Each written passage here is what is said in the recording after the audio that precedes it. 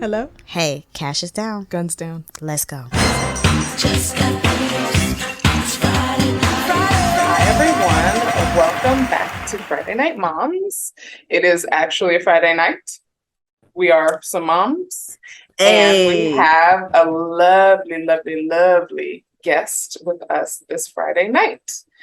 Please welcome, round of applause to Mrs. Rosco Spears. She is just a little teeny tiny bit, and I'm gonna let her give her a spiel about who she is. But kind of top line, she is a Detroit native, and she is a partner and creative director at the Lip Bar. I know y'all know about the Lip Bar because y'all know about the Lip Bar. But anyway, here is Miss Rosco Spears. Welcome to Friday night. Thank you. I'm so happy that it's actually Friday night. Right. Okay. But thanks for having me. It's really always so special when we actually record on a Friday night. And again, here we are, no drinks. Nobody even poured a drink. I have high quality water. Oh, okay. Well, I'm the only one without a drink then. I have rum and lime juice. Ooh. Shouts to Rosco with the cocktail. Sips cocktail. Hello. An artisanal one. Yes.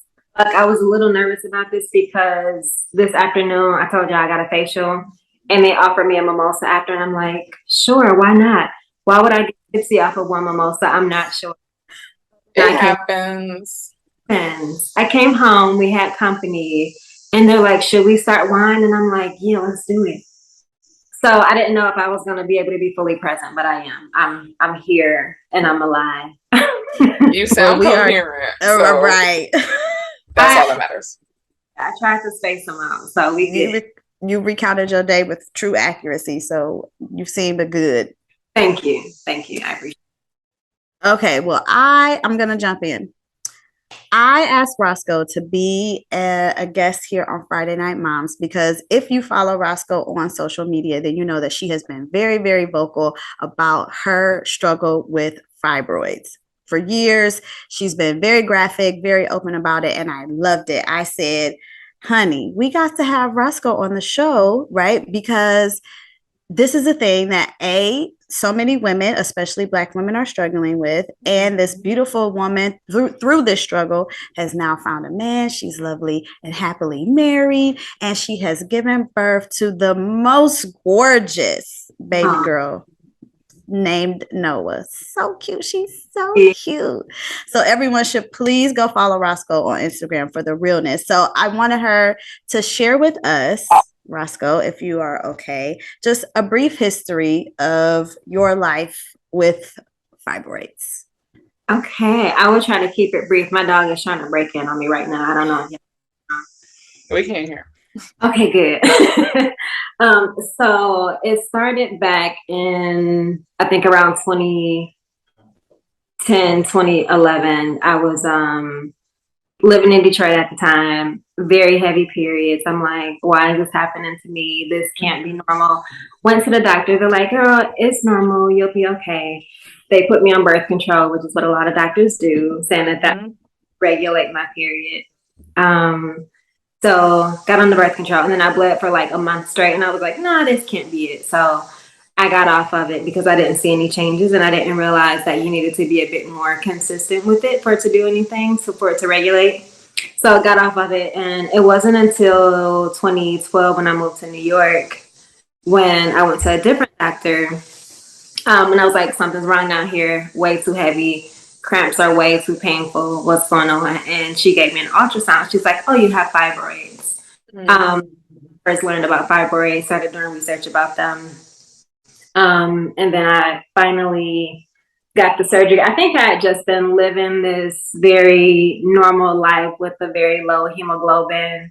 And I just thought it was normal. Like, very iron, very low energy, but I'm still moving out in my day-to-day. So I really didn't know how ridiculous it was to have a hemoglobin that was like a 7 when 13 is considered normal. So wow. I wasn't on my period, but I was bleeding a lot. So emergency, and I'm like, fix me, please. My insides are falling out. Please fix me. And they're like, oh, you can't go home. You have to get a blood transfusion. I'm like, no, I'm good. I'll just go eat some broccoli and some kale. I'm good. Please don't keep me. And they're like, no, we can't let you go home. So Wow. got a transfusion. And it felt like normal. Like I walked home from the hospital because I'm a crazy person. I'm like, I don't know what they kept. I don't know what I needed to get a transfusion for. I felt fine. um, got a transfusion, and I went back to the doctor, and that's when she's like, you need to get these removed. So I had a surgery scheduled for 2013. That's when I had my first abdominal myomectomy. That's when they give you essentially a C-section cut and take them out. So I was good for about, I think they removed 16 at that time. Wow. Years. But then the cramping came back, the heavy bleeding came back. And at that point, I guess I was kind of at a crossroads. Like, do I want to have another surgery before I have a baby? Because if, I get another surgery, that I'll get cut open again, be good for a minute. I may potentially have to have another myomectomy before I actually get married, have a baby, blah, blah, blah. So I was mostly just living with fibroids for a while and like living with the heavy periods for a while. Like how long between your first surgery until the like symptoms of the fibroids returned? It was about, I would say about 2.5 to 3 years. Okay. Mm-hmm. And it wasn't as bad, but it creeps back up on you, Mm-hmm. Yeah. So I think it was 20. I'm trying to remember when I was living in New Orleans. I'm gonna say because also she was living in New York and living in New Orleans. Wow. You're like living the dream, Rosco. Wow. But no, so I think it was 2018. I'll say 2018. But at this point, I got put on progesterone, which again was gonna like regulate my period. So at this point, my period, it slows down, but I bled for literally like 15 months. Every single day. So it wasn't heavy bleeding. I wasn't really cramping, but I still had to wear a pad or a liner every single day because, I was still spotting every single day. And then like depending on stress levels, or it could be anything, like some clots can just feel like they want to fall out. You know what I'm saying? So I also had PTSD where I'm like, well, I still need to wear a pad because I never know what's going to happen. And I don't want to be out living my life and I'm not prepared. So, and I mean, like fibroids or not, every woman has that fear, right? Of like being out in the street, period. You are like always like, ugh, you stand up and you like, how wet does my butt feel? Should I, girl, check me, am I? Yeah. So I can't. What's interesting, especially since Celia brought you to the table as to someone we should have on. A couple weeks back, I moderated a panel, and I know we talked about panels and how nervous we are on them, but it was like my first moderating, and I survived it, and I was sweating, and Celia knows that's my thing. So like my nervousness is like I'm sweating, I'm hot, I'm sweating, like sweat is overdrive. Nonetheless, I did it actually with in partnership with a women's health clinic called Viva Eve, and I've partnered with them before. And actually, this panel was specific to fibroids, and that is actually what they specialize in. So I'd heard of fibroids before. My college best friend suffered incredibly with fibroids and bleeding, even like a tampon and a pad, and like doubling up and like all that stuff for years and years and years.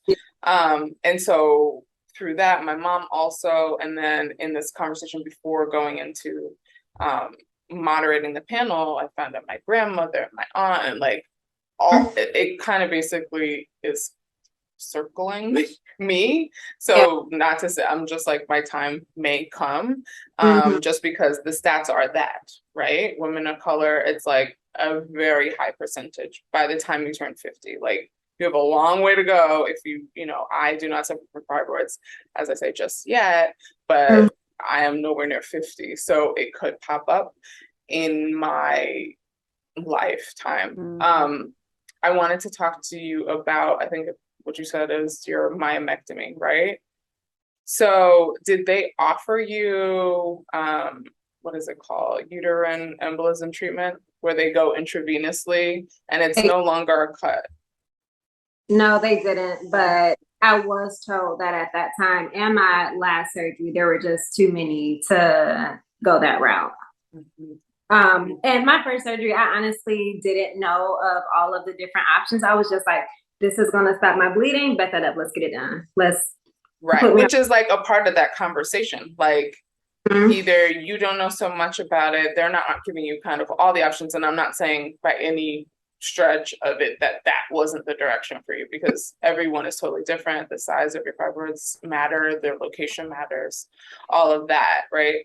But it's like, just holistically, right? We're talking about fibroids very specifically, but holistically, Black maternal health, like, we're not given the options, or given solid treatment half the time. Yeah. The thing that really fucks me up is when doctors offer hysterectomies. And I'm like, and that's like the first thing that they offer.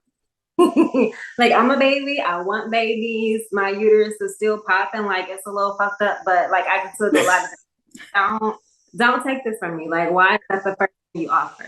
They are, and quick you would think to give you that. Yeah, you would think that for someone so young, because at the time you were in your 20s. Like, don't even, I don't want a hysterectomy in my 20s. I don't know what my life has in store for me at this point, And it makes me so sad that there's so many women, especially young women, who are just like, similar to how I was with the myomectomy. They're like, oh, this is going to make me feel better. This is going to take my cramps and bleeding away. Give me a hysterectomy. When it's like, you don't understand the seriousness of what that means. Right. And like we said, so young, right? Yeah. In that moment, you're just like, just make it stop. But you don't know what, even if you're a person who like didn't want children, I didn't want children. And I have a son, and it just changed in terms of like life and partnership and just like seeing things differently.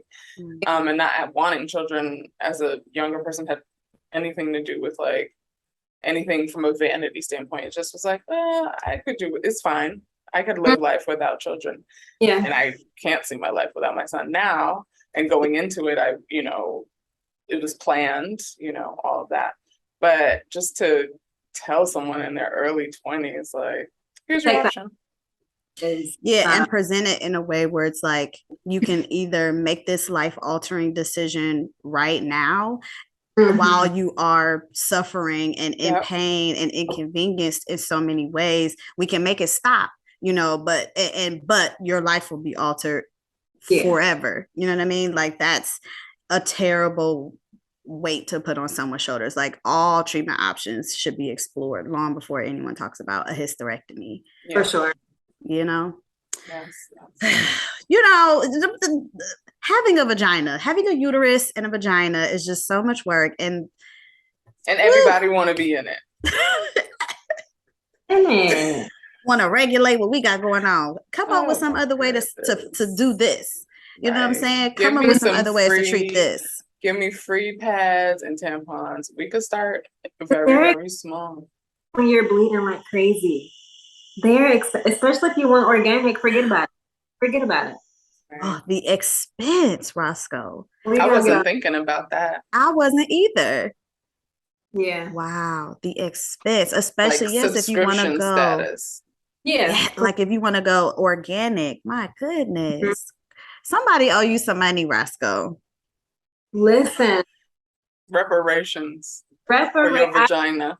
So much money on pads, and there are only certain pads that I can actually get, because this is a different conversation. But when you bleed, I actually need to make a post about this, because I actually need answers from other women. Like, for people with heavy periods, and all periods matter, but like the heavy ones where you're like clothes and you gotta change your clothes.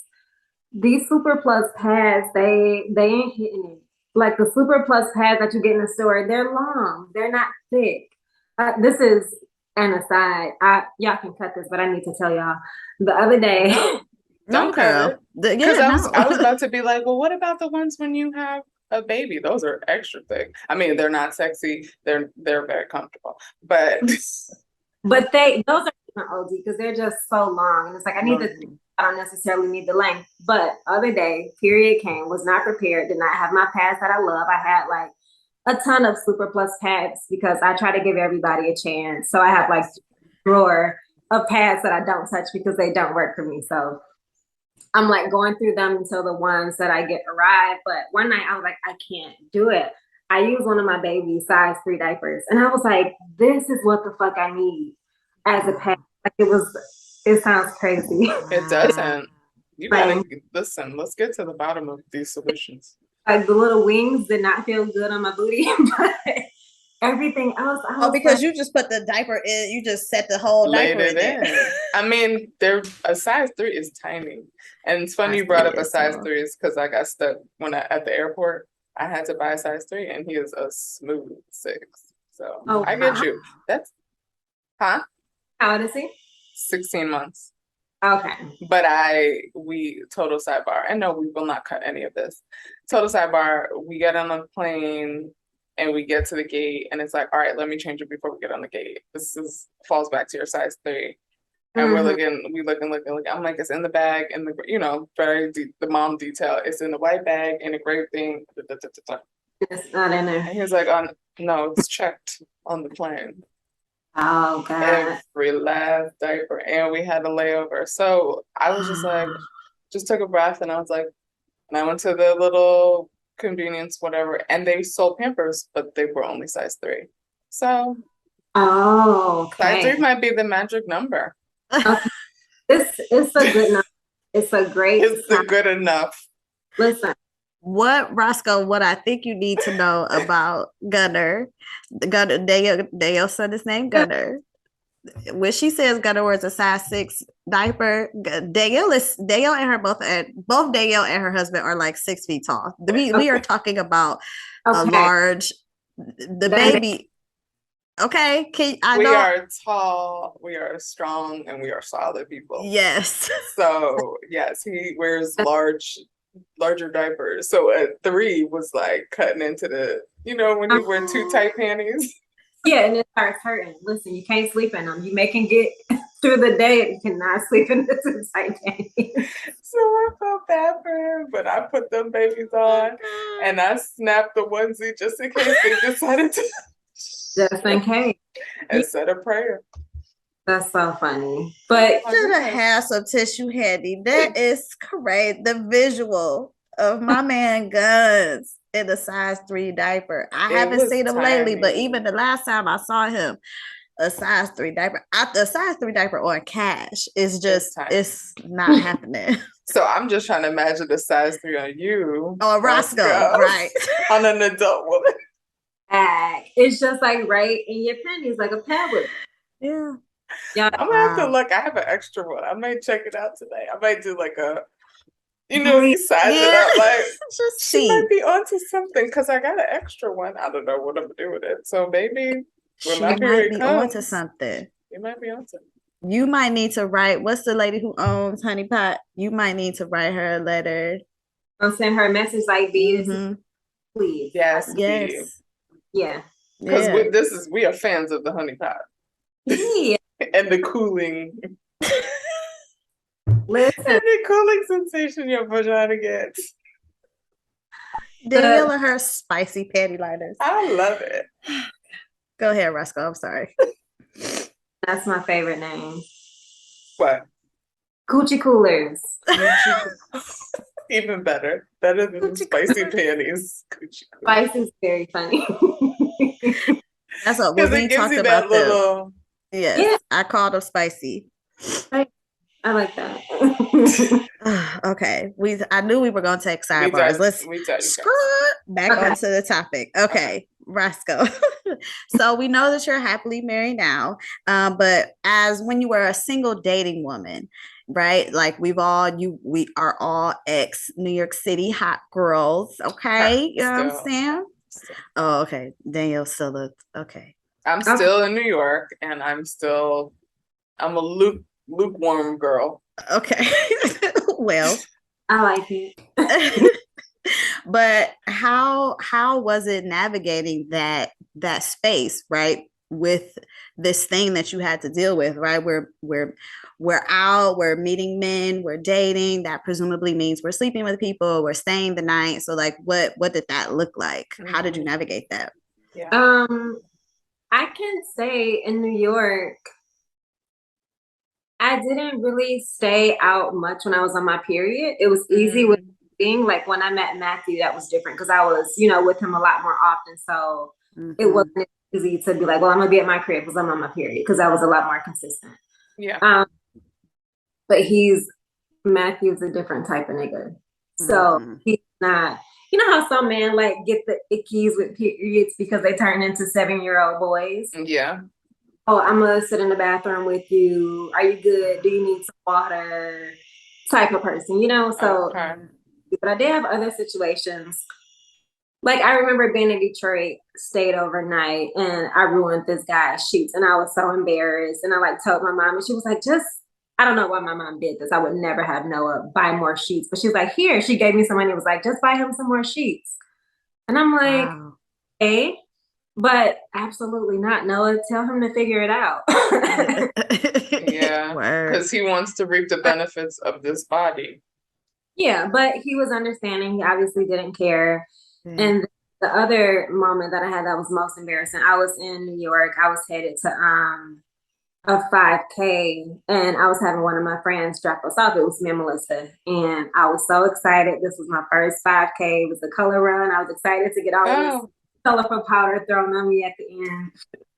But before I left, I don't even remember my period being dumb heavy, but I know I was having a period. So as soon as I was about to step out the door, I put on a Super Plus tampon, I put on my pad, and I'm like, all right, let's go. As soon as I get there, I'll get out the car, go to the bathroom, do this race, which should be like 20 to 30 minutes, change my pad, change my tampon, get home, do the same thing. I should be good. Like 30 minutes,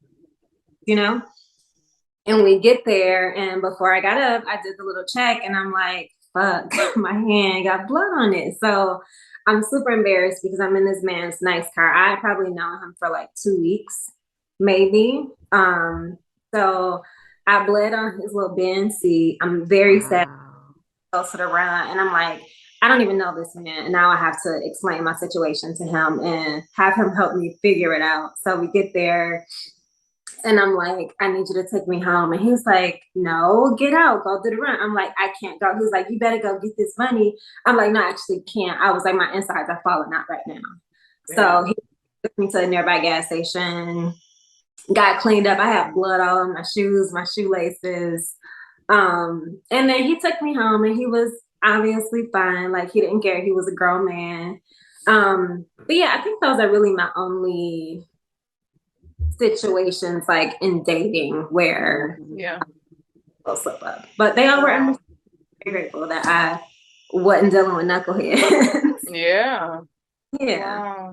But I can see where it limits you. I mean, in that space, for you to start out, based on Celia's question, for you to start out by saying like, oh, I just didn't leave my house during that time. Like that's like so debilitating. It is. And I was that way for a while. Like, I mean, all of the past years, like before my last surgery, that's just what it was. Wow. And like, I absolutely had to. Like when I was in LA, I had to make money. So I was traveling to go to work. This is when I was styling, but my commute was like 1 hour and 15 minutes. And I was taking a subway and then a bus, which is just crazy. In LA? And so yeah, a lot of people don't know that the subway exists, but coming from New York. No, I know it exists, but I'm still like, oh, okay. But also she lived in New York and New Orleans and LA. Like, I got it. My girl is moving. She's out here, okay? She's like, I'm not my girl on the move, babes. Move around and you figure it out. It's like, do I want to take a $50 Uber every day, or am I gonna get on this subway and this bus? I'm gonna get on the subway and this bus. But it's been so many times where I was just like, I'm just gonna bring a change of clothes to work. The craziest thing is when I got off the bus, my job was maybe like a block away. Doing that penguin walk in broad daylight to get work it was terrible, because it's like I have to hold my thighs together so that this blood clot doesn't come down my leg. And it's like I gotta clothes anyway, but it's just a headache, you know? Wow. Jesus. Yeah. Rosco. If I I say somebody owe you some money, that's what I'm saying. The you ones are owed. I felt really proud. I was not proud, but I felt like a little liberated. I was in Detroit. This was when we were getting the lip bar store built, and Matthew was with me.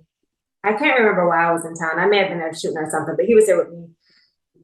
And it was me, him, and Melissa. We're in the store just looking at what's happening. I'm so excited, and I'm like, I need a bathroom right now.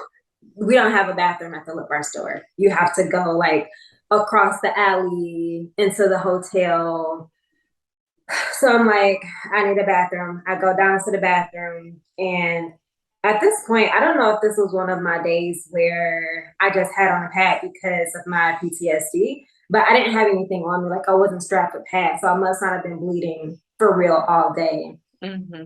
But go to the bathroom. And when I tell y'all I was in this hotel's bathroom in the basement butt naked, and Melissa had to go buy me some more panties. Matthew went and bought me some pads. And I was just sitting in there looking crazy while they went to and did everything. Yeah. But Shouts to the crew though. I know. And then this is the part that made me so happy. I was like, I want to go home. And they're like, no, we're not going home. I was like, please, I just want to go home. And they're like, no, we're going to go get food. And then we're still going to this art show because we were about to go see one of my friends' exhibits. And I was like, I appreciate y'all so much because any other day I would have been like, bye. Like, I'm not doing this. I'm sad. Wow. I'm still taking that. Wow. But I still. Shouts to the community, husband and bestie. Well, was he a husband at the time? Fiance, boyfriend. Was that not. But yeah, he's he be taking care of me. Well, since we brought up Matthew, let's segue into you meeting Matthew because I very vividly remember you said to me, Rosco, Rosco used to freelance at Brooks Brothers, which is how we met. She said to me one day, I met this kind of little nerdy guy, but I think I really like him. And I was like, well, it don't matter, girl. It don't matter who. Well, if you like him, then he is it, honey. And then this was her husband. So tell us about how you met Matthew and how sharing about this, really large part of your life with him went. Mm-hmm. I met him. He put out this book with a friend of his, and one of my girlfriends, she did some styling for the book / magazine that they put out, and she had me paint a pair of shoes for it, for the photo shoot. Mm-hmm. And I went to the launch party with her. I met him there. It was kind of like just a what up. And then I think a little bit later, him and his partner, they like hit me up asking if I could work with them on something. We met, talked for a second. He wasn't really checking for me. I wasn't checking for him. And then he emailed me and asked about a painting. And I still didn't know that he was checking for me for real, but I was like, okay, maybe. But he actually bought it. So that's when I was like, oh, he must have just really wanted the art. Because a lot of, I'm sorry for saying the N-word, but a lot of people, they'll like hit your line asking for artwork, but that's just their segue into trying to talk to you. But he bought a painting, which was nice. And we kind of kept in touch after that. And then one night he hit me up, it was maybe like 10:30 or something. Oh, after hours. After hours. And he asked if I knew of any art galleries or any art shows happening in New York.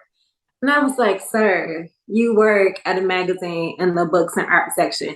You know what's popping in the city. So you need to ask another question at 10:30 at night. What do you want?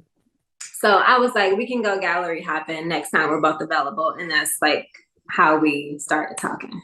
I love that he actually bought the art. Does he still have the piece? He does. I should go grab it in our dining room right now. That's amazing. That is amazing. That's the best pickup right there. Mm-hmm. Like you actually buy something that you ask about. Yeah. He didn't haggle you on the price. He didn't haggle me, no. And it was cheap. I didn't know how to sell art, but no, he just bought it with no question. I love that. And I love that he has kept it and you guys have moved from here to there, from here to there, and he still has kept it. Yeah, we always make it like a focal point in whatever space we're in. And so now okay, you've met this man, it becomes serious, right? She's telling folks, I met this man, I think I really like him. How did you, like, well, obviously you have to tell him. So, like, when did it come up? How did you tell him? How did you handle that? That's a really good question because I don't remember. Because Yeah, he's, as you said, that nigga. Yeah. So it's like once you're staying overnight at somebody's house, especially if you're in your period, it's like, oh, well, do you have a towel I can sleep on? Or, you may need extra tissue because you use all of this man's tissue, or you may have got blood on the rug because you didn't put your panties on quick enough when you got out the shower. So I can't remember exactly what it was, but it's not really something that you can hide when you're seeing somebody every day. Mm-hmm. You just reminded me. Now this is a Celia aside. I was dating this man in New York at one time, like kind of early on when I first moved there. And when I first moved to New York, I didn't have a job. And this man still lived with his mother, as New Yorkers can do. No shade to all the New Yorkers. But I felt like he would come to my house and like he always had to shit. And I just feel like he was running through my toilet paper at a just unreasonable level. Like, oh my God, why are you using up all of my toilet paper? Bring a roll or two from your mama house. Question. That's sick. That's how much it stuck with me. It's years later. I don't, you know what I'm saying? She said toilet paper and I was triggered. Sorry. That's too bad. Really? Wow. Don't thinking up my house, sorry. That's nasty. I need my toilet paper. Mm-mm. Okay, I'm sorry. We're talking about Matthew. We're talking about your lovely husband, Matthew.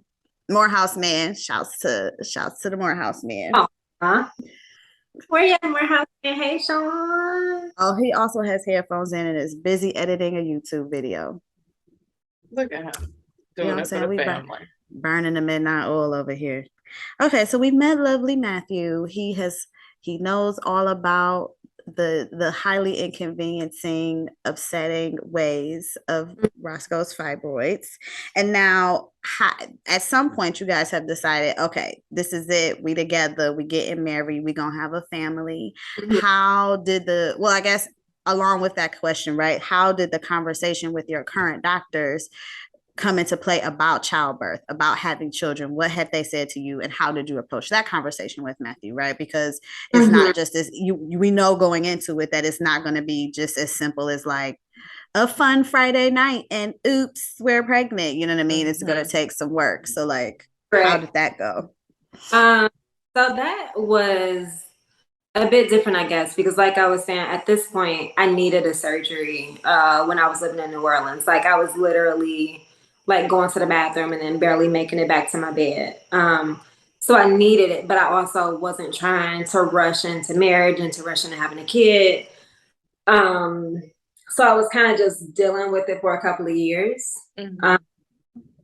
But we did have that conversation, like, when do you think, and I hate the conversation in general because it feels so like pushy, you know what I'm saying? Like, what are we doing? When are we gonna get married? When are we gonna have a baby? But it's like, no, really, like we gotta figure this together, family.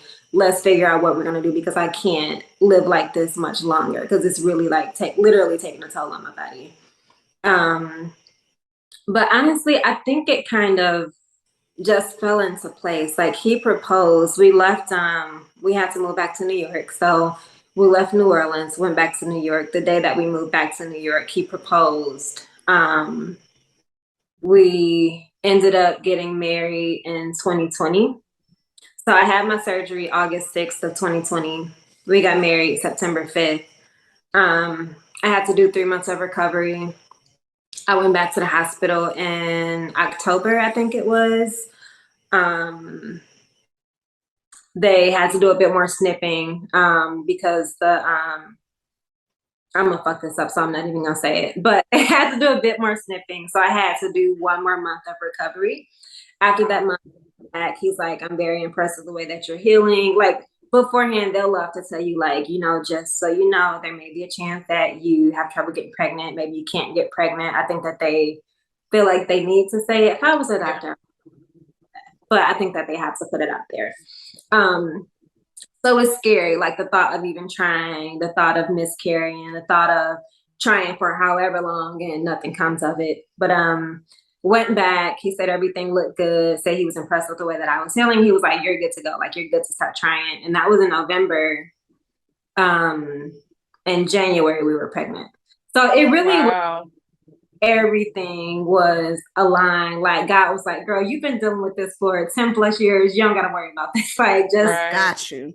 Yeah. Like literally take this baby." But we got pregnant ASAP. Like almost as soon as we started trying for real. Wow. So I feel like I'm really blessed that everything kind of happened organically. Yeah. And now had you, when you, because you're moving, so you're obviously going to different doctors. Are you going to doctors and like giving them this full history? Like, hello, I'm Rosco. Nice to meet you. Here's the long and storied history of my uterus immediately. Cause like, let's skip all the in between. Yeah, it's no reason to beat around the bush. Like, this is what's going on with my body. I need you to tell me how I can move forward, you know. So when the guy who did my last surgery, actually, he was a friend of the family. So he kind of like already knew my history. Okay.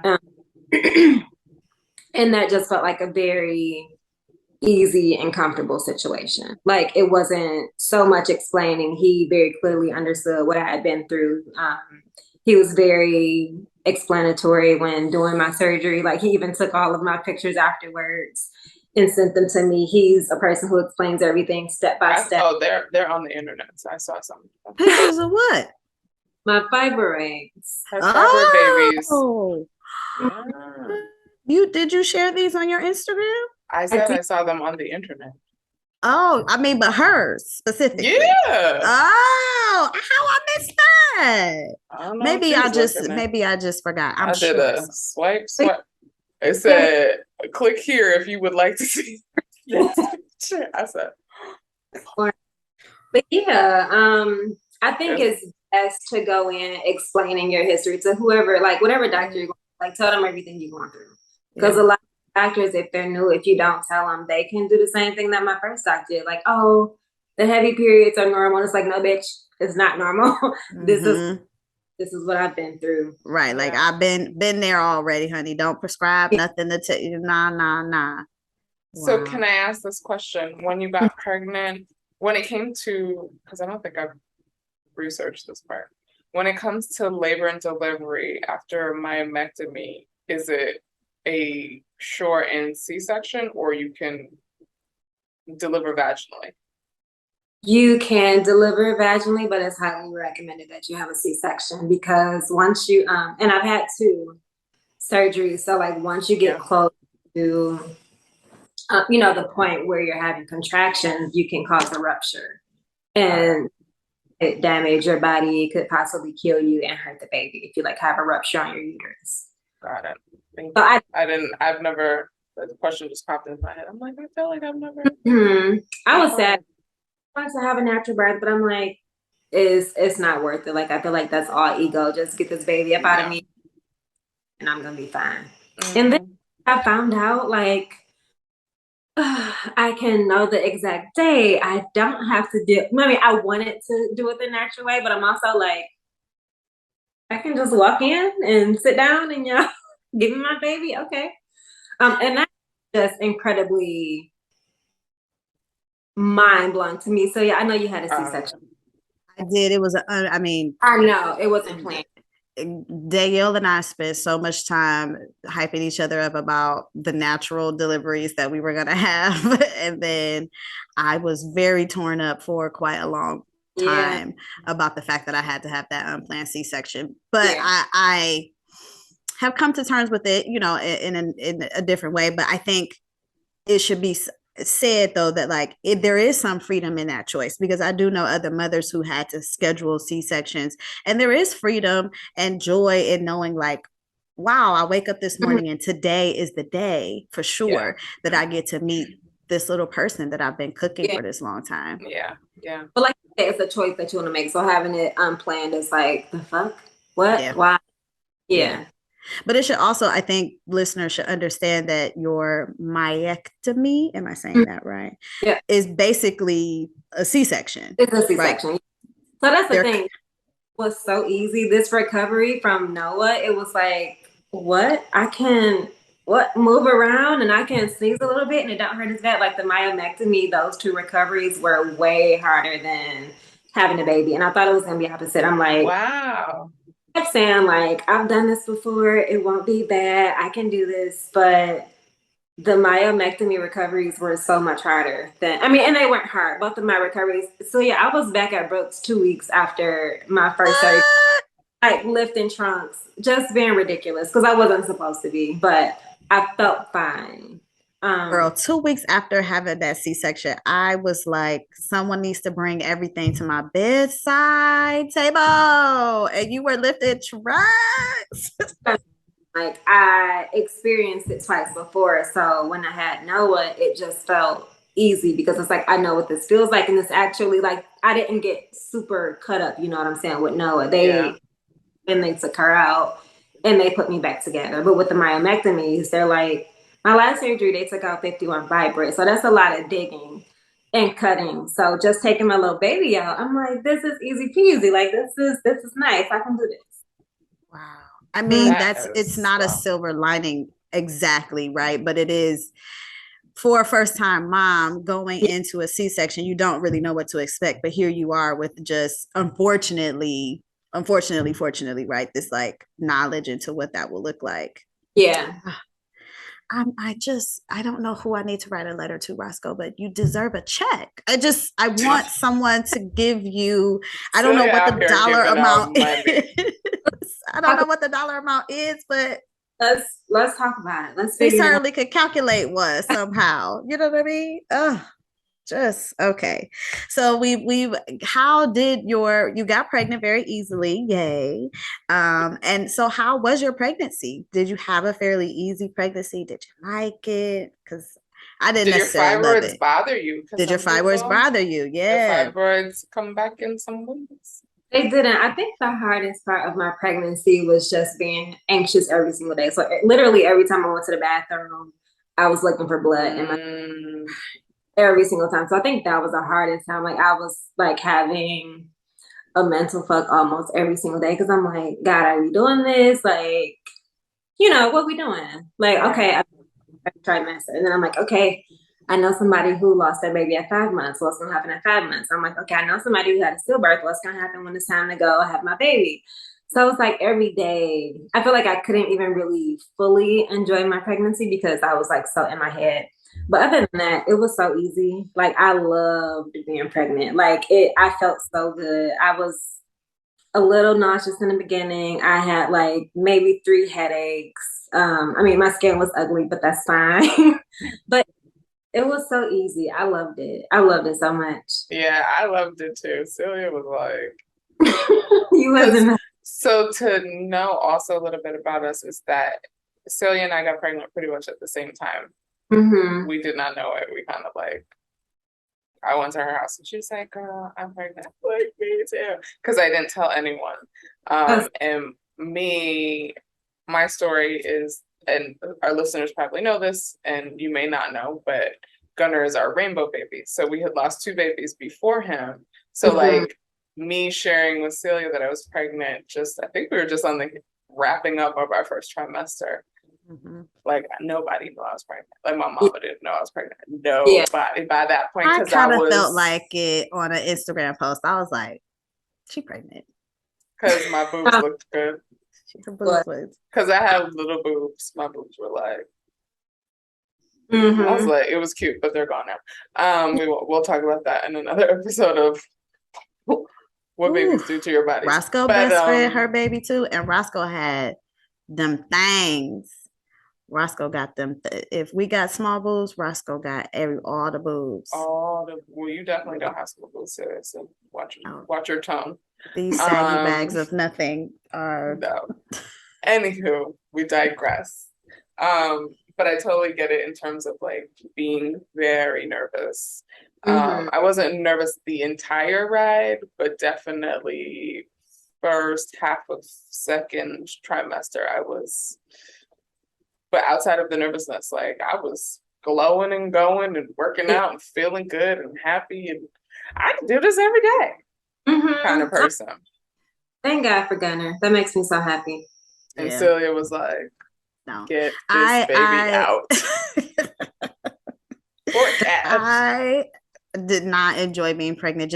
I'm a stomach sleeper and I wanted to sleep on my stomach. But to your point, I had a friend who was a friend. I was living in New York at the time, but she was here in Cleveland, who was also pregnant and lost her baby at 28 weeks in a very sudden, like, and the way she tells the story about that experience is really awful, Gut-wrenching. right? Gut-wrenching. And so when you said you it was hard to really, Hey there. Archie, he got something to say. I can hear you. I was saying, like, it can be scary and hard to connect into the pregnancy, right? When you kind of have this fear of like, it could happen, it could end at any moment, or yes, you're checking for, the books say baby should move so many times an hour and everything. You're like, you're checking your watch and you're like, has he moved? Has she moved? Has it moved? Like, it becomes so scary. It is such a scary experience, as well as, beautiful and awful when you have acid reflux and carpal tunnel in both hands. But you know what I mean? Beautiful. What else do you okay? And I think that it's really interesting that Danielle and I did have such different experiences, but I'm the one always talking about having another one, and she'd be like, I don't know, dog. And I'm like, because I'm still trying to sleep solid. Like, I mean, he sleeps through the night. The kid goes down by 6:30 p.m., wakes up at 6 a.m. Like, solid 12-ish hours. Like, no complaints there. It's rare that he has like interrupted sleep or any of that. That stuff is in the past. But something in my body is still like, you're tired. Yeah. Wait a damn minute. And so it's like, wait a damn minute. But also, we also reference the fact that, and Cash goes to daycare. And I said to Celia when she first was like, I think we could do it again. I was like, because he go to daycare. You don't see him all day, every day. It's definitely because he goes to daycare, like, without question. Yeah, I was saying that recently. Like, every day I've tried to sing, like, when my coworkers ask me, I was like, oh, how's it going? I'm very tired. Like, I've tried on this instead of saying, oh, I'm good. I'm like, I'm tired. And I'm trying to figure, like, why am I tired still every single day? Because baby girl, she's sleeping through the night too, but I still just feel so tired every single day. How many months is Noah? He's 11 months. Yeah. And I can't figure it out. But to Celia's point, Matthew's mom is in town, and so we both work from home. We typically have someone here watching her, but she's been with his mom all week. And I'm just like, this is beautiful. Like, we drop her off in the morning, and then like at 5:00, 5:30, I go pick her up. And like the excitement that she has when she sees me, it's just next level. But it's also like, I actually miss you so much. Yeah. And that I was able to be productive because I wasn't checking for you all day and like playing give you kisses all day. There's that other part. Even though someone's helping, we have someone here who helps us too. We used to share the same nanny. It's still commotion. It's still pulling on your emotions. It's still pulling on your attention. It's still pulling, even though you're working and someone is fully capable of taking care of your child. Crying. Even if I hear you laughing, it's like, what's funny? What you laughing about? I want to come play. Did I miss that? Like, why are you crying? Why are you crying so much? You don't want your diaper changed? Oh, okay. Exactly. You don't want your diaper changed, and here I am thinking you fell out of a tree. And have Cash come on. Well, Celia, you and Sean get little snippets of it when the daycare closed for that a bit of time. When the daycare closed, they are closed for 2 days coming up. There's a professional development day, and me and Sean were like, what? No. But I do remember what it was like when he was home, and it's absolutely true. Even though someone is there, you're still very distracted. Yeah. It's still hard to focus because it's your baby. It's your little person. And I know that this person is capable. I know that this baby is okay, but it's your little person. Daycare, I mean, we still Sean and I both work in the home as well. And even though Cash isn't here every day, we mention him multiple times a day, every single Yeah, day. Like he's of still course. very much, we still get distracted. Like, Yeah. you know what I mean? Of So course. I don't think that ever stops. But So daycare has been fantastic, and it does free your brain up to think that, okay, you Well, I'm gonna know, live vicariously through your second. that's gonna ask how, like, was it hard? I mean, I know it was like, oh my God, so much more time for myself, but was it hard putting him in daycare? uh I feel like all things theoretically, it wasn't hard. Like we were like, It he's was going to like, daycare. But goodbye. and I love not you. not until we got in the car after leaving him inside and we come back outside and we get in the car, I was like, ugh.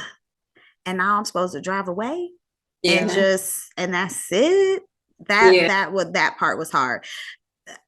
At the same time though, he started daycare right as we had moved. So like during the day we had a lot to do because we're trying to unpack and make this space baby friendly because we have a toddler who's trying to walk and he's touching everything, so and we want to be comfortable, so there was a lot going on at home which kind of distracted us from worrying about like how he's doing at daycare. And the daycare, everyone at the daycare has been very lovely, and they all say he walks into the classroom now with no problem. In the beginning, he would cry, but now, you kind of say, well, okay, have a good day. And he like, He's like, bye. I'm gonna be. yeah, I'm going to kick it. He hugs like there have been times where I picked him up and he is so busy hugging on the woman, the Oh, caregiver, where I'm like, do you want to come to me? You want Right. to come home or you want to yeah. stay here? You want to go home with her? What's going on? So yeah, daycare it's been great, but That's also concerning. I mean, yeah. this is not concerning. My brain had went somewhere else. It's not concerning. It's great.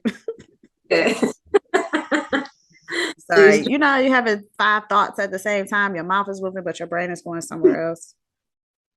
Okay, so we've talked about your pregnancy. We've talked about your birth. We welcomed baby Noah, which the cutest little name, the cutest little. She's so cute. Thank Don't you. worry. She got 2 suitors in other states. Hello, When you're ready. arranged. You know what I'm saying? Because baby We Noah just is trying to raise adorable. them up right. You know what I'm saying? Right. Upstanding men. Upstanding men who don't need you to buy new sheets. Okay.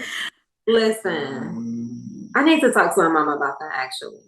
But And now, have you thought about? I mean, we're not thinking about Noah's uterus necessarily right now, right? But is there like a family history? Is it something that you thought about? Like, is it something she could potentially face as well, and how you would handle that?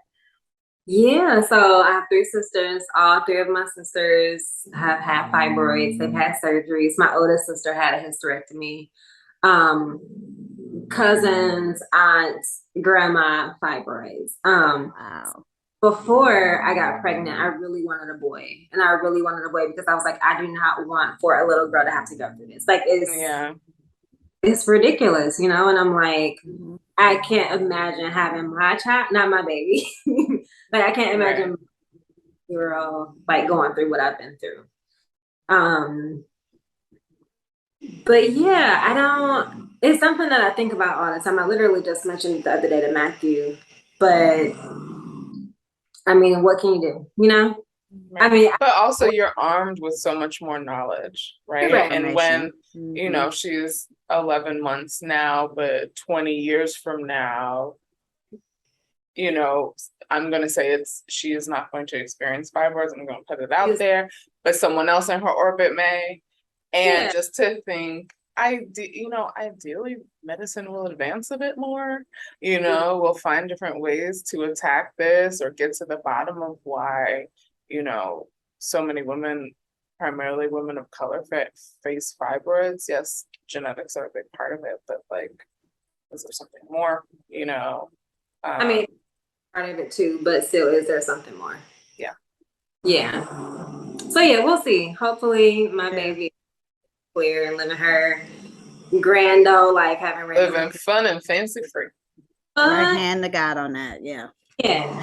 I actually, when I had an ultrasound, um, in the middle of my pregnancy, they were like, "Oh, you have a fibroid on the outside of your uterus and on the back." And I was like, "Well, what that mean? What does that mean?" And all things pregnancy and the children do all types of crazy things to your body. And in my case, it was suddenly there's a fibroid where there had been none. Luckily for me, post baby, it hasn't been an issue. I haven't had an ultrasound since, which I should So it's probably. still there. Yeah, I haven't had an ultrasound post baby, which I probably should to stay on top of it. So note to self. I always learn something. I always have a note for myself when I come away from these. I mean, and especially if you're experiencing something irregular with your periods, I recommend you get an ultrasound because it's not something you can just see by looking at your body. I mean, now some people you can like do the pushing and they can maybe feel and say, "Oh, that's a fibroid," but you may need to get an ultrasound to actually see what's going on. Yeah, and I probably should. It's on the mommy to-do list is long. Which is very long. But yeah, get it checked out. But definitely if your period is being fine, just being kind to you. For the most part, it has been. So, but I'm gonna. So my next question here, Roz. You're not Roz. Roz is my old roommate. I should ask how Roz is doing. Rosco, that's sorry. See my brain. I'm having all the thoughts. Roz. My next note, Rosco, is to ask you, this is a soul check, just in general. How have you been in the 11 months since giving birth? How have you been just in general and in relation to your fibroids? I've been good. Something that's really buck wild to me is that when it was 3 months, my period came back. So I felt really, really, really betrayed by the period guys. Like, come on now. Like she said, you are not supposed to be bleeding right now. And you were breastfeeding. I was breastfeeding and period just came back. So now I feel like it's trying to come back with more of a vengeance. So I recently said because why are you doing that? I just had a surgery. Why you want to give me hard? Like I just told you, I felt like I needed my heavier pads, which is why I use my baby's diaper. But why are you doing this? Because we just had surgery 2 years ago. And it's too soon. Like it's just way too soon. Yeah. And you had surgery 11 months ago. Correct. Well, she got to be pregnant for 9 months. Yes. Yeah. it was 2 years ago. Yeah. No, but am I not? Is my math not mathing? Well, my baby. Yeah, that's what I'm talking about. Yeah. I'm just saying. So technically, you've had 3 surgeries. Correct. Of right. Yeah, like let's pray over this body. Let's be kind to Rosco. So yes, I gotta get another ultrasound, see what's happening. But I feel good. Work is fine. I'm learning now to set boundaries since I have my baby. Like it's hard to set boundaries when you're like on a company, but now I'm like I can't be working until the wee hours of the night because my baby has a bedtime. So I can't be talking to y'all. And I literally just put this on my calendar. I just put a block from like 5 to 7 that says no time because I gotta go see my baby and hang out with her before I put her to bed. And then if I feel like doing something afterwards, if I have to deliver something to y'all, I'll do that once she's asleep. But I'm trying to get back to myself, trying to set some boundaries, I told y'all I got a little facial today. And we're loving it. Thank you. It's been hard though, because it's like you wake up, you hang out with baby, and then you work for this very long period. We need to figure out this work situation. I really don't understand it. Like why need to work for such a long period of time? I don't know. And I feel, mommy boundaries are very real because you do, regardless of whether you have someone in the home caring for your child, or in my case, the baby goes to daycare, but it's like, you don't get that many hours to like really just hang out with your kid if you want to. And it's that bedtime, and it's a dance. I think that for me, it's not so much work because I work for myself, but it's my single childless friends. You said you work for yourself? I will wait for myself. I need to give myself a raise.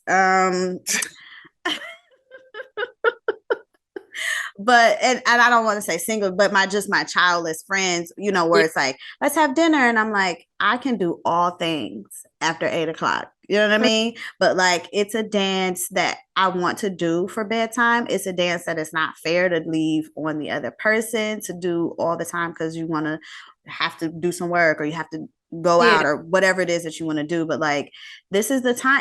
It's fun to like at dinner today, Cash, we wipe his hands with just like wipes we keep at the table. And he put them in his mouth and I was like, yeah.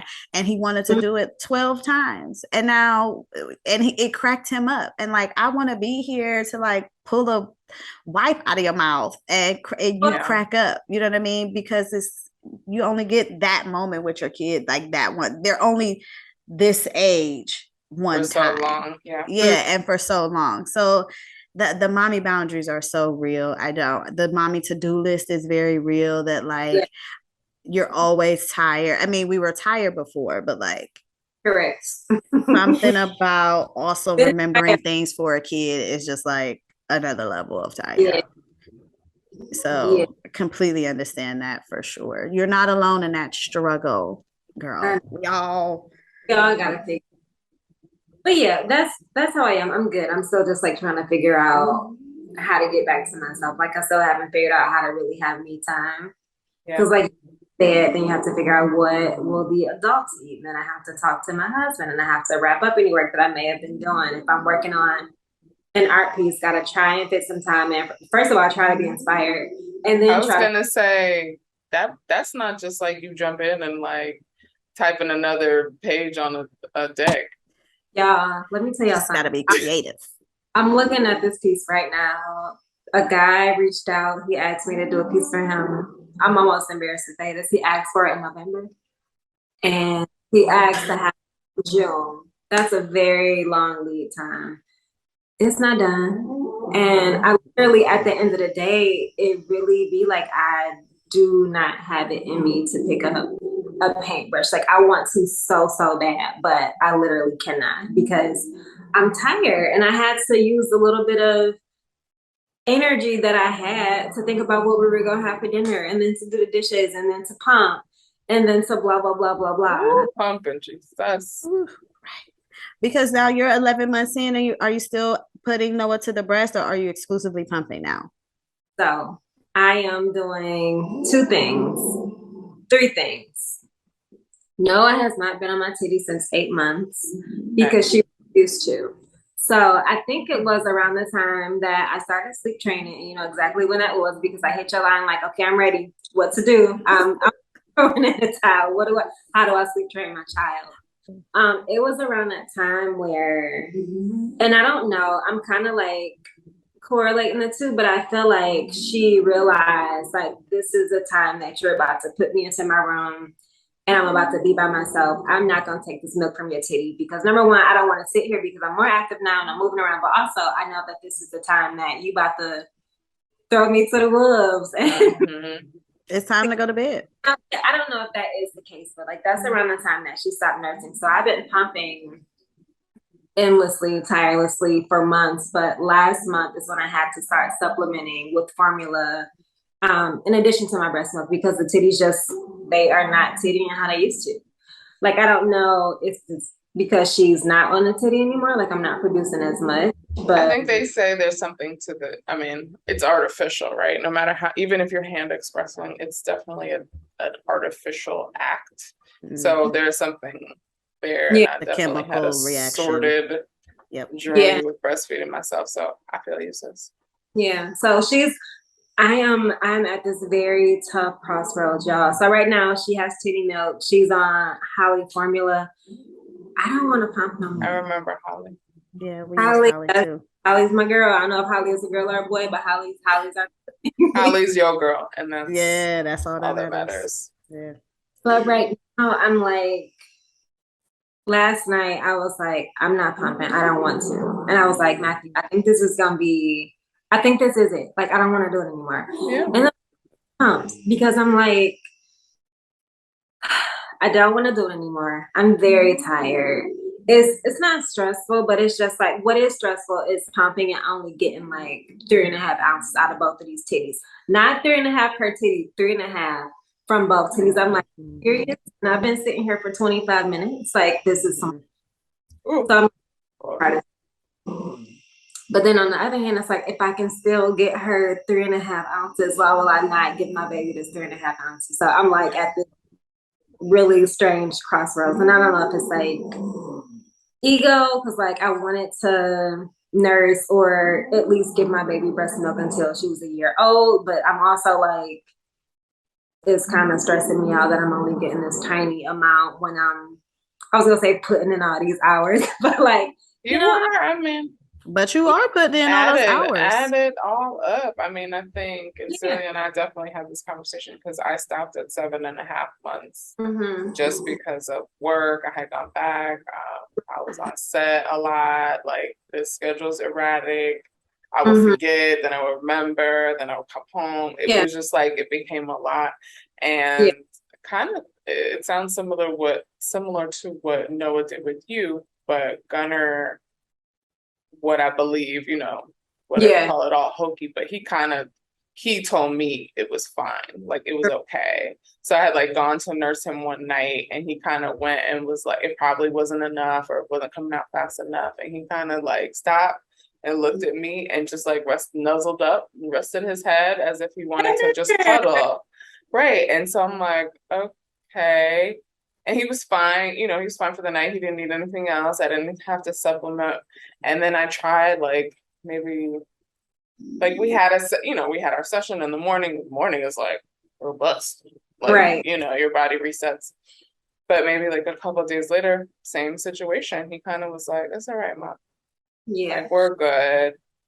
So I think the babies, I'm like, oh, I don't want to get emotional too, but I think the babies tell us he did it. He just kind of was like, it's all right. Like, I know where your heart is. I mean, they know where our hearts are. We obviously care for them so much. So I just think when it's time, no matter when the time. It could be 2 days or 2 years. Like, I think and I think the thing the weight about of it is heavy. The thing about pumping, right, is like you're not letting Noah down if you do stop, right? Like it's something that you are doing because of it's a pressure you're putting on yourself for you. Right. You know what I mean? Like literally she's gonna, I'm sure Matthew's not pressuring you. Like this is just something you have to let go of on your own. So like in my case, I'm not exactly sure how we stopped the like midday feedings because I was at home all the time, but at some point Cash switched to only nursing in the mornings. It would just be that one morning nurse, and then he kind of was just uninterested in my boobs for the rest of the day. And then he was just before he turned 14 months is when I was like, I'm done.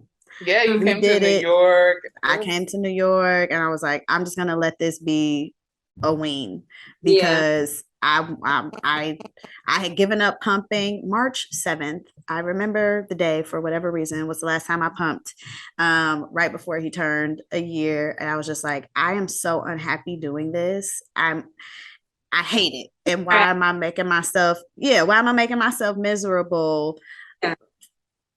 It's only me. I'm the only one. Shauna's like, just stop. And I'm like, but I think it's all connected. The high stress of it, the huge anticipation of how much is going to come out at the end, and you kind of like, well, if I don't look at it, more is going to be there. And then you like, if I just watch things together, and then it's like, you're like, I've battles, and then I'm like, okay, let me work on something else and then see what happens in 20 minutes. Yeah. Oh my gosh.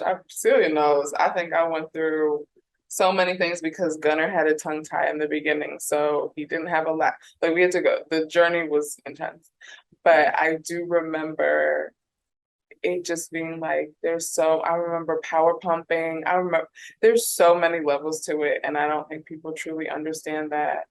They don't. It is not like a dotted line to like, this is what it is, and you're gonna have enough, and this, that, and the other. Like, it's the line is kind of like this, and just, you know, circle back to your feelings, because obviously we can talk about breastfeeding for 3 more hours all the time. But if you feel I will say it is okay, and be okay with whenever it is. Yeah. Because at the end of the day, as most say, Noah is healthy and happy and eating. I'm sure she's looking at whatever you're eating, like, I want that fry, or I want that thing, or like, I want your smoothie.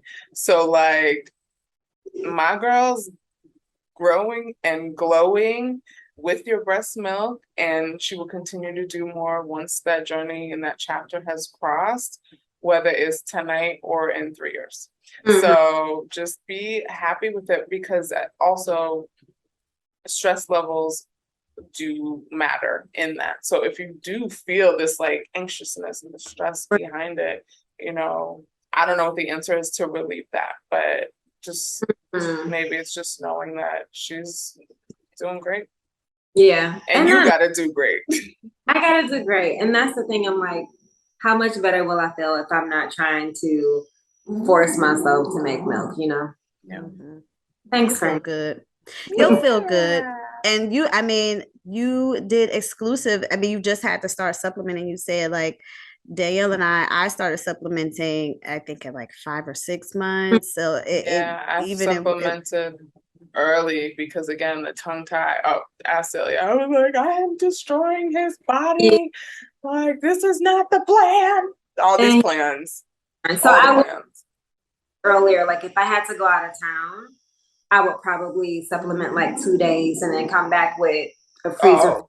But but yeah, when I was like, okay, the titties ain't doing it. I'm only getting, 2 bottles per day. Gotta figure it out. Yeah. But I think it's a deeper stage in her life. You know, my girl's eating. I'm sure she's eating her spinach and her this and her that.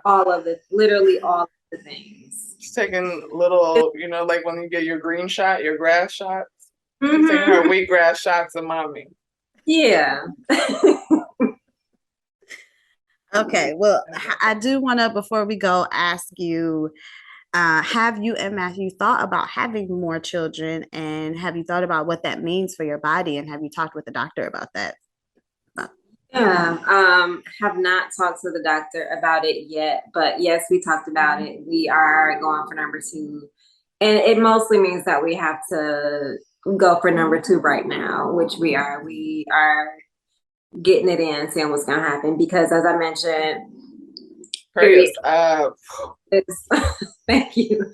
But yeah, it's trying to come back to the battle. So it's like, if we're going to do it, we kind of have to do it now before the fibroids really get a chance to go back, because I can't afford another surgery before another C-section. Yeah. Yeah. Wow, Rosco. These are some adult decisions. This is adulting, if you. Word. As we sit here with 16 and 17-month-olds, we are like, I don't know if we're gonna, but here you are. It's a lot. But I'm also like, let's just do it. They can take care of each other, if I'm gonna be honest, and just get it out the way, and then we can get back to this. So we'll see. Good for you. I prayers up on all of that. I hope that you find yourself with child very soon, my friend.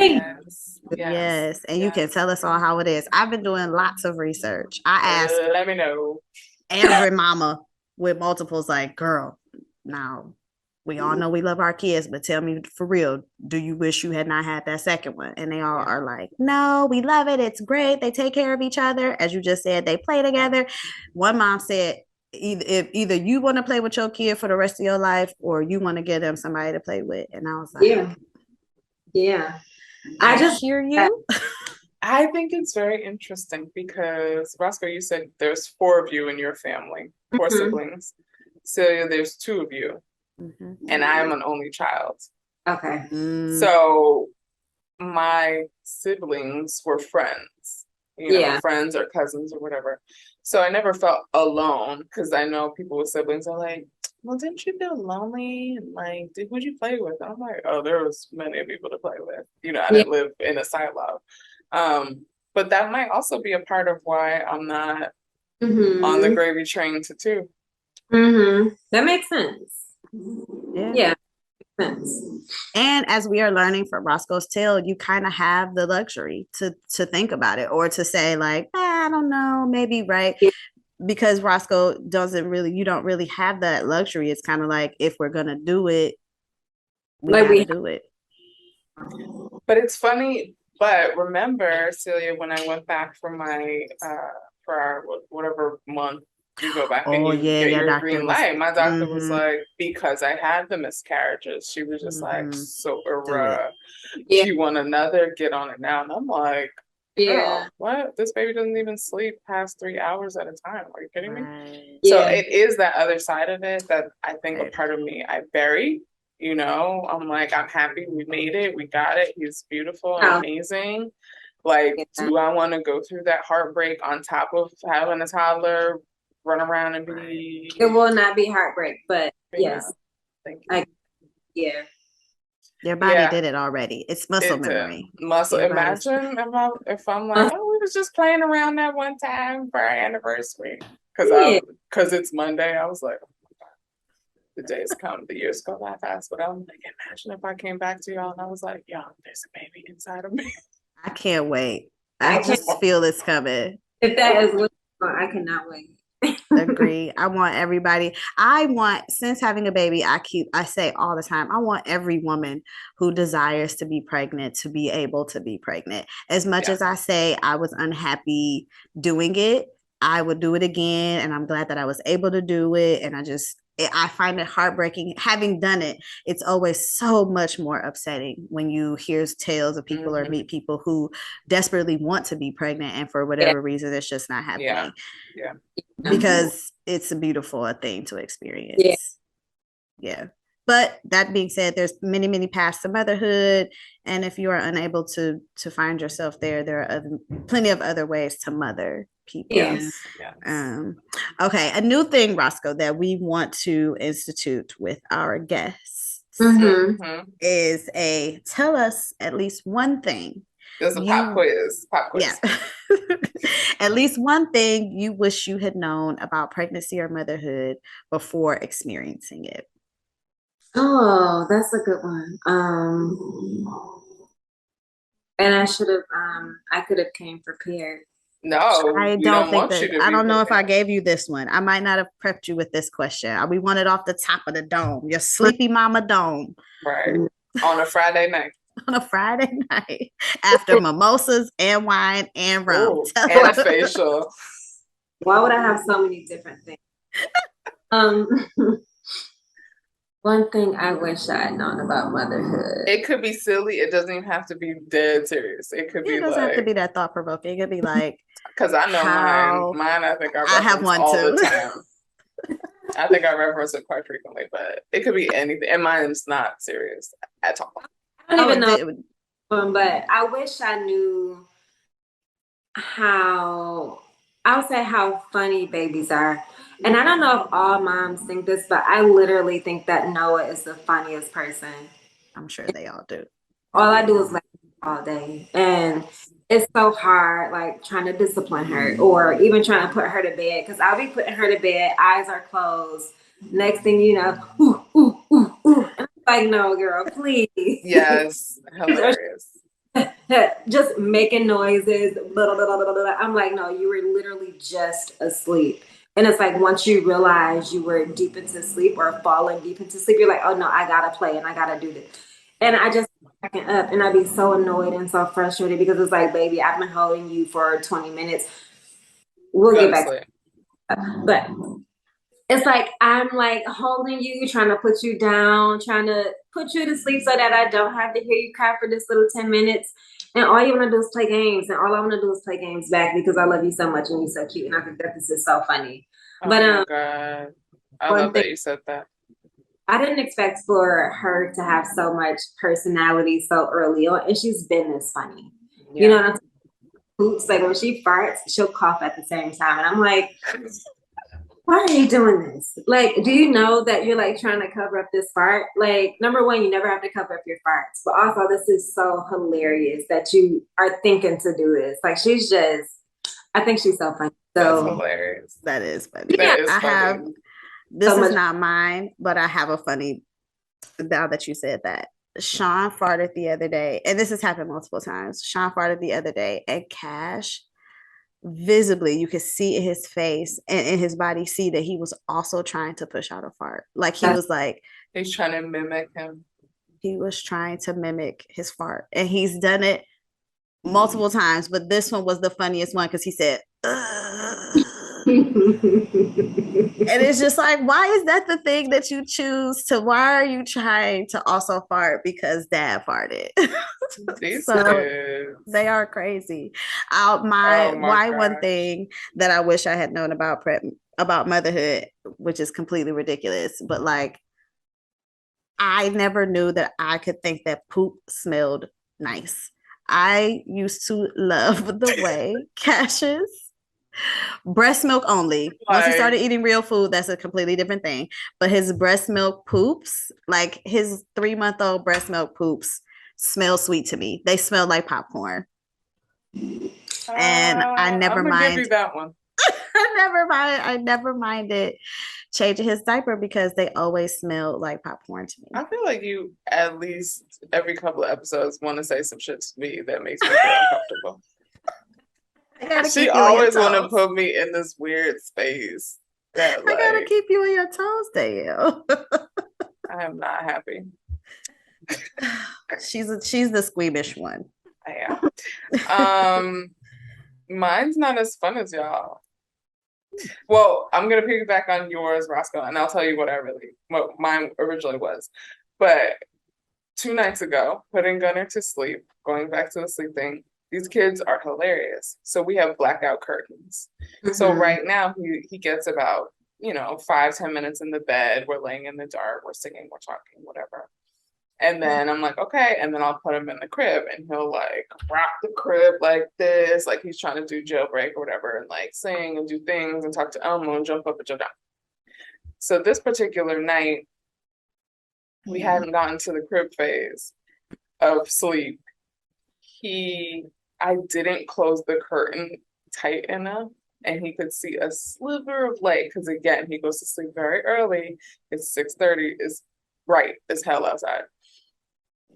So he looks at me because I'm laying down, looks at the sliver, gets up, and something was like, just let him rock out. Because normally I'd be like, no, no, no, no, no. And I like pull his legs back.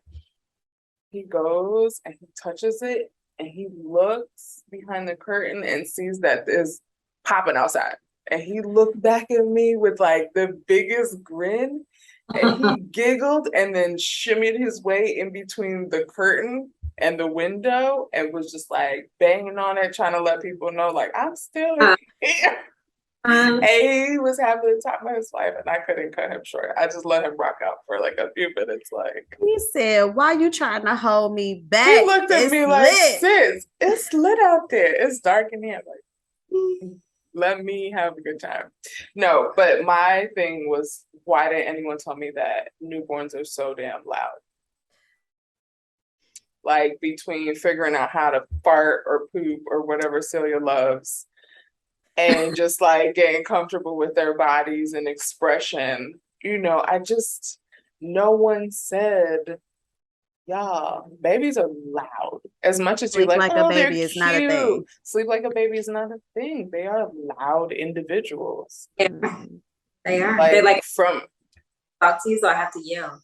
Yes. Yes. You sleeping and you're like, I'm like, what? What do you I look forward to the silence of I don't know what point in life people realize like you got to be quiet, but they don't. That's gonna be a long while. It's not gonna be silent until they are at a party on a Friday night and you and Antoine are at home alone. That's when it's gonna be silent. I'm so nervous. Until then, it's gonna be lit. Litty. Anyway. Okay. Well, thank you, Rosco. Yes, thank you so much for joining us. I again want to tell. I also would be I would be crazy if I didn't mention that people should seek out Roscoe's wedding photos because they are beautiful. Between your beautiful wedding photos and Dale's beautiful fun wedding that I attended, I have wedding fears. I can't. I can't. Yours will be yours and it will be great. Yeah. And that's that. Yeah, stop playing. Stop playing. Don't do that. Y'all can't see me if you only listening, but just know I don't believe none of the mess they saying is. It's gonna be, Roscoe. You know it's gonna be vibrant. Get out here. With all Whatever. of the all the prints, mad prints. I've already spoken to the girl who created Roscoe's wedding arch. I was like, sis, please know you're already booked. Aww. Whenever we figure out this wedding, it's going down, Corey. Okay, just please know. So everyone. Wait, say it again. I thought I was gonna do my arch myself. Like I saw the pictures. I saw places around town where I could get my pampas grass. I was like, bet I'm just gonna wake up early and do it, or the night before I do it. And they're like, Roscoe, no, you're not doing anything. No, my business. I want to put my shit together, but they were like, no, absolutely not. So very grateful for Corey. I can't wait for her to do your wedding. Yeah, everyone should definitely look Roscoe up on the Instagrams. You will not be disappointed. There's lots of mushroom content, dog content, baby content, art content. It's just fibroid content. And fibroid content. It's the like hippiest, love everybody, like incense burning, baby strapped to my back Instagram account ever. So in the like best, most soothing way, you know. So again, thank you so much, Roscoe, for joining us. This was lovely. I really thank you, Roscoe. Have a good night. Celia says, follow us. What? All the things? Follow us. Please like, subscribe, share, comment. Follow us on Instagram. All of those good things. Mm-hmm. And buy the mom some coffee. We keep saying that. Coffee. Buy us a cup of Joe. We're tired. So we can send y'all some coffee money. Yes. We need checks for coffee. We need checks for Roscoe's past pad and tampon purchases. Okay. We're going to have to come up with a number. Someone owes you a check. And shop the lip bar. Shameless plug. The end. Shop the lip bar. The end. All right, y'all. Thank you. We out of here. Bye. Bye. Just